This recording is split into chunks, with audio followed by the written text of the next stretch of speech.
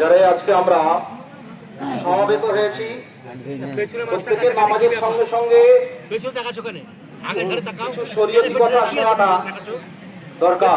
কি দরকার আছে? এটা রোগ কত হয়েছে তাই দেখছি। আল্লাহু আকবার, এই জায়গাটা ভরলো নাকি তাই দেখছি। পালাচ্ছে লোকজন তাই দেখছে। আল্লাহু আকবার, আল্লাহু আকবার, আল্লাহু আকবার, আল্লাহু আকবার, আল্লাহু আকবার, আল্লাহু আকবার, লা ইলাহা ইল্লাল্লাহ, আল্লাহু আকবার, আল্লাহু আকবার, ওয়ালিল্লাহিল হামদ। আলহামদুলিল্লাহ নাহমাদুহু ওয়া নাস্তাঈনুহু ওয়া নাস্তাগফিরুহু ওয়া নাউযু বিল্লাহি মিন শুরুরি আনফুসিনা ওয়া মিন সাইয়্যাতি আমালিনা মান ইয়াহদিহিল্লাহু ফালা মুদিল্লা লাহু ওয়া মান ইউদ্লিলহু ফালা হাদিয়া লাহু ওয়া নাশহাদু আন লা ইলাহা ইল্লাল্লাহু ওয়াহদাহু লা শারীকা লাহু ওয়া আশহাদু আন্না মুহাম্মাদান আবদুহু ওয়া রাসূলুহু।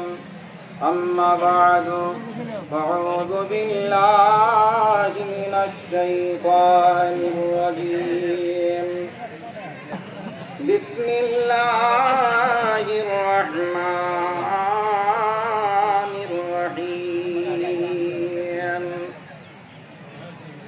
قد أفلح من تزكى وذكر اسم ربه فصلى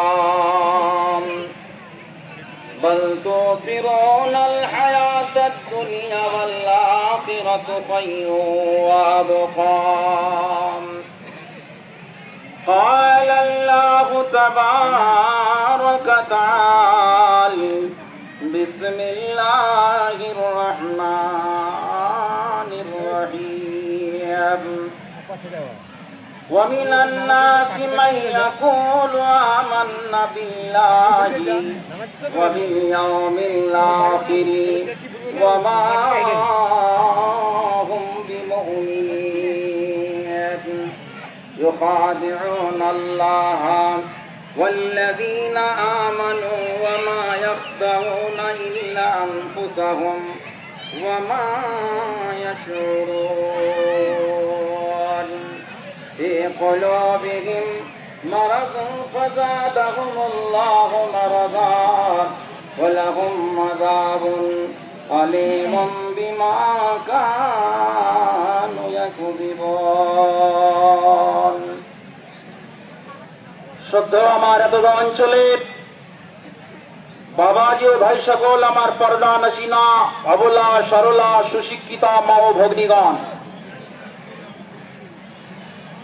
আল্লাহ পাকের লাখো শুকরিয়া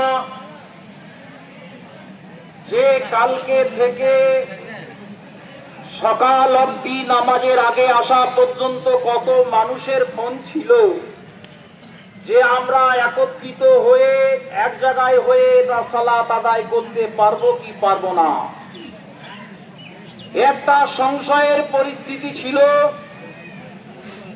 একটা প্রতিকূল পরিস্থিতিকে অনুকূলে এনে মহান স্রষ্টার অশেষ ইচ্ছায় যে আমরা এতটা অঞ্চলের মানুষ এক জায়গায় সালাত আদায় করতে পেরেছি, সেই স্রষ্টার নির্দেশে, তাই সেই মহামনিবের দরবারে লক্ষ কোটি শুকরিয়া জ্ঞাপন করি। সকলেই বলুন আলহামদুলিল্লাহ।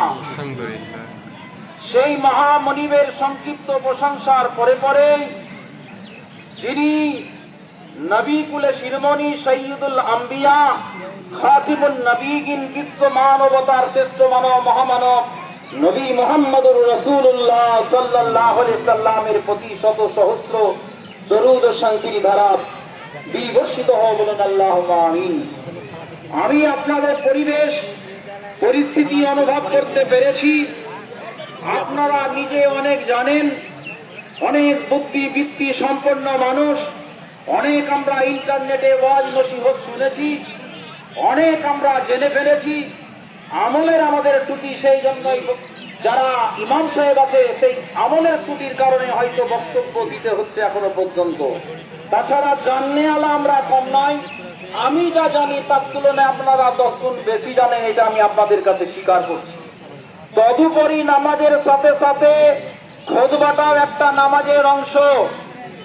আল্লাহ রসুলের করা ভাষণ, যারা নামাজ পড়তে এসেছেন তাদেরকে খুতবা শোনা অবশ্যই শুনতেই হবে। খুতবা শুনবেন, কিছু আমল করবেন আর কিছু আমলকে ত্যাগ করে চলে যাবেন, এটা কিন্তু শরীয়ত পছন্দ করে না।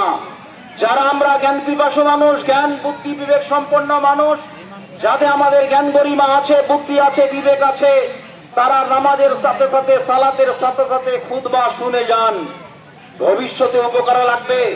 জানি না আমাদের কারো ভাগ্যে এই দিনটা আগামীতে আসবে কি আসবে না। এই ঈদ আমরা এক জায়গায় করলাম, আগামী ঈদুল আজহাতে আমরা একত্রিত হতে কেউ পারবো কি পারবো না, এটা বলা অত্যন্ত কঠিন, অত্যন্ত দুর্বিহ, কেউ বলতে পারবে না। যাই হোক, আমি সূচনা বাড়াচ্ছি না, বক্তব্যের বিষয় বেশিক্ষণ আমি বলবো না, সময় আপনাদের দিব না। আজকে আমার বক্তব্যের বিষয় হচ্ছে, আমরা যে তাকওয়াশীল হলাম, রমজানের শুরু থেকে শেষ পর্যন্ত যে তাকওয়াশীল হলাম, আত্মসংযমী হলাম, খোদাভীরু হলাম, মুমিন হলাম, মুত্তাকিন হলাম, সেই মুত্তাকিনটা আমরা কতদিন পর্যন্ত বহাল থাকবো? আমরা কি আমাদের সেই চরিত্রটাকে, আমরা কোন চরিত্রের মানুষ, আমরা কতটা মুমিন, কতটা মুসলিম, কতটা আত্মসংযমী, কতটা আমরা ঈমানকে ধরে রাখতে পেরেছি, কতটা আমরা ঈমানের বাহুবলে আমাদের নিজের জীবনটাকে তৈরি করতে পেরেছি, কতটা জীবনটাকে আমরা বাস্তবায়িত করতে পেরেছি, সে কি সমীক্ষা করব না? আপনার আমার জীবনটাকে ল্যাবরেটরিতে নিয়ে গিয়ে, আপনার আমার জীবনটাকে সেই পরীক্ষাগারে নিয়ে গিয়ে পরীক্ষা করুন যে আমি কতটা ঈমানদার হতে পেরেছি, কতটা মুমিন হতে পেরেছি, কতটা মুসলিম হতে পেরেছি, কতটা আত্মসংযমী হতে পেরেছি। আমাদের ওই ঈমানটাকে, আমাদের ওই বস্তুটাকে, আমাদের দেহটাকে ল্যাবরেটরিতে নিয়ে পরীক্ষা করুন। কিভাবে পরীক্ষা করবেন? আপনার রোগটাকে নির্ণয় করেন, আপনার জ্বর হয়েছে না সর্দি হয়েছে, কাশি হয়েছে না আপনার পেটে লাগছে, আপনার কোন রোগটা হয়েছে, কোন ব্যাধিটাকে আপনার হয়েছে, সেই ব্যাধিটাকে আপনি নির্ণয় করলেন রমজান মাসে। নির্ণয় করার পরে আপনি মেডিসিনটা দিয়েছেন, আপনি প্রথম কাতারের নামাজটাকে আপনি পড়েছেন, আপনি সেই প্রথম কারের নামাজটাকে বাকি 11 মাস আবার আপনি পালন করতে পারছেন কিনা সেটাকে আপনি পরীক্ষা করুন। যদি আপনি সেটাকে পালন করতে না পারেন, যদি প্রকৃতপক্ষ মুমিন না হন, রমজানের আপনার সওয়ালের চাকা হয়ে গেল, পশ্চিম দিকে আপনার জুতোটা ছিল, পূর্ব দিকে ঘুরিয়ে দিয়ে বলছেন, ও মসজিদ তুমি সাক্ষী থাকো, একটি মাস তোমাকে খুবই কষ্ট দিলাম, প্রথম কাতারে জায়গা নিলাম, এই একটি মাস আবার নামাজ হয়ে গেল, সওয়ালের চাঁদ হয়ে গেল, ঈদের চাঁদ উঠে গেল, আমি আর তোমাকে কষ্ট দিব না। আবার যদি 11 মাস পর আল্লাহ বাঁচিয়ে রাখে, আবার তোমাকে কষ্ট দিতে হবে। এরকম মুমিন হলে হবে না, এরকম আত্মসংযমী হলে হবে না, এরকম মুসলিম হলে হবে না। প্রকৃতপক্ষে মুসলিম হতে গেলে খাঁটি ইমানদার হতে হবে, খাঁটি তাকওয়াশীল হতে হবে, খাঁটি খোদাভীরু হতে হবে। তাহলে আমাদের সেই ইমানে কাজে লাগবে, তাহলে আমাদের সেই বাস্তবিকতায় কাজ লাগবে। সেই ইমানের বলে আমরা বলিয়ান হতে পারবো, সেই ইমানের বলে আমরা পরিত্রাণ পেতে পারবো, সেই ইমানের বলে আমরা উত্তীর্ণ হতে পারবো, সাকসেস হতে পারবো। আমরা আত্মসংযমী হতে পারবো কি করে? আমরা ঈমানদার প্রকৃতপক্ষে হতে পারবো কি করে? এ প্রসঙ্গে আপনাদের সামনে আমি ছোট্ট একটি ঘটনা তুলে ধরবো। কেমন ঈমানদার ছিলেন সাহাবারা, কেমন তাদের জীবনটাকে কাটিয়েছিলেন, বাস্তবিকতার জীবনটাকে, সেটাকে আপনাদের উদাহরণের মাধ্যমে আমি সেটাকে তুলে ধরার চেষ্টা করছি ইনশাআল্লাহ। দয়ার নবী, বিশ্ব নবী, রাহমাতুল লিল আলামিন, তার সাহাবারা কেমন ছিলেন? তিনি আল্লাহর নবীকে কাফেররা মারার জন্য সারা বাড়িটাকে ঘিরে ফেলেছে। নবী যখন বাড়িটাকে ভিড়িয়ে বাড়ি থেকে বের হয়ে যাবে, তখন তাকে সকালবেলায়, রাত্রিবেলাটাকে প্রাণনাশ করা যাবে না, রাত্রিবেলায় প্রাণটাকে হত্যা করা যাবে না। কোন প্রাণকে হত্যা করা, এটাও কাফেরদের মধ্যে, অবিশ্বাসীদের মধ্যে সেটাও কিন্তু তাদের একটা ধারণা ছিল, রাত্রিবেলায় কোন জীবকে হত্যা করা যাবে না। সুতরাং আল্লাহর নবীর বাড়িটাকে ঘিরাও করে রাখলো। দয়ার নবী বুঝতে পেরেছিলেন, আতাল্লাহু নবিয়হু সাল্লাল্লাহু আলাইহি সাল্লাম, নবী সাল্লাল্লাহু আলাইহি সাল্লামকে বলেছিলেন, ইত্তলা দিয়েছিলেন, আল্লাহ পাক বলে দিয়েছিলেন, নবী তুমি তোমার বাড়ি থেকে বেরিয়ে যাও। আল্লাহর নবী বাড়ি থেকে বেরিয়ে যাবেন, তার জামাই বাবু আলী কারামুল্লাহ ওয়াজহুকে তার বিছানার দায়িত্ব দিলেন। এটা তোমার বিছান, এটা তোমার বালিশ, এটা তোমার বাইতুল মাল, এটা অমুক ঘরের চাবি, ইত্যাদি ইত্যাদি বুঝিয়ে দিলেন। হযরত আলী কারামুল্লাহকে বাড়িতে তার বিছানায় শুইয়ে দিয়ে সেই রাত্রি অবস্থায় কাফেরদের চোখে ধুলো ছিটিয়ে দিয়ে আল্লাহর নবী সেখান থেকে বেরিয়ে গেলেন। হযরত আলী কারামুল্লাহ ওয়াজহু তিনি বুঝতে পারছেন যে আল্লাহর নবীকে মারবে কাফেররা, অবিশ্বাসীরা মারবে, মেরে ফেলবে নবীকে। নবী তার বিছানায় হযরত আলীকে শুইয়ে রেখেছেন।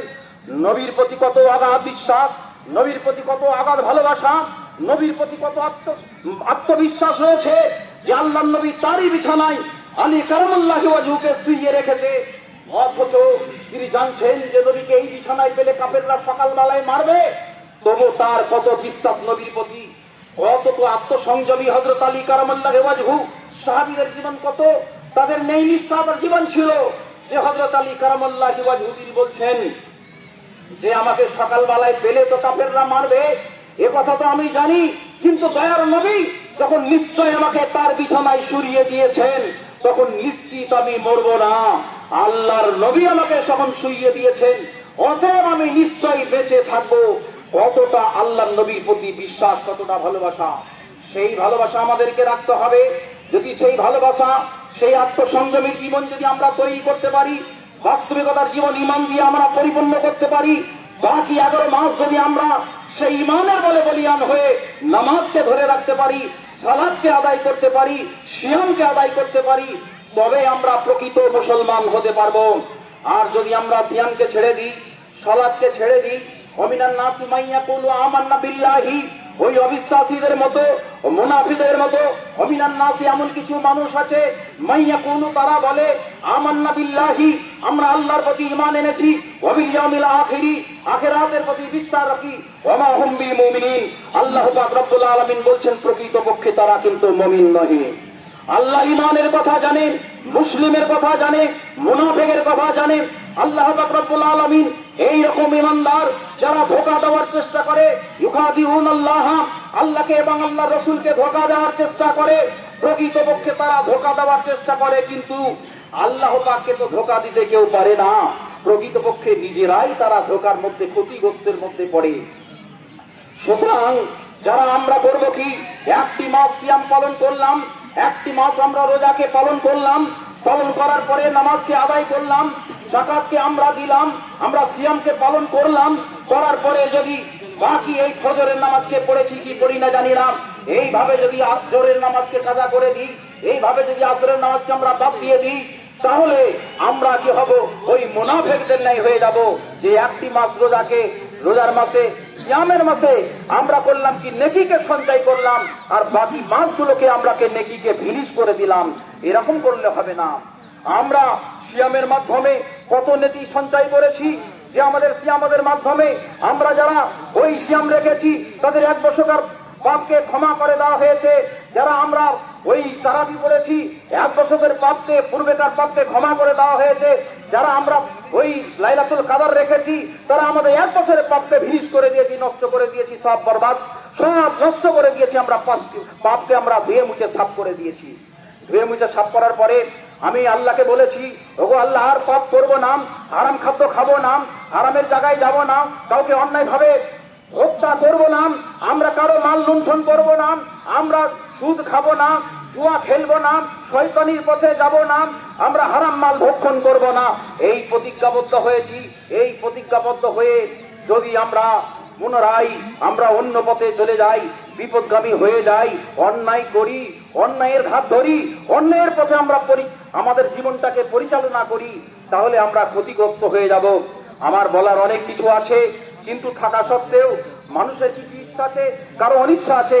ইচ্ছা অনিচ্ছার এই মধ্য দিয়েই আমাদের এই জামাত যাদের আমরা এসেছি, যারা আমরা শুনলাম যৎকিঞ্চিত আমরা শুনলাম তার বেশি বেশি আমল করার চেষ্টা করব।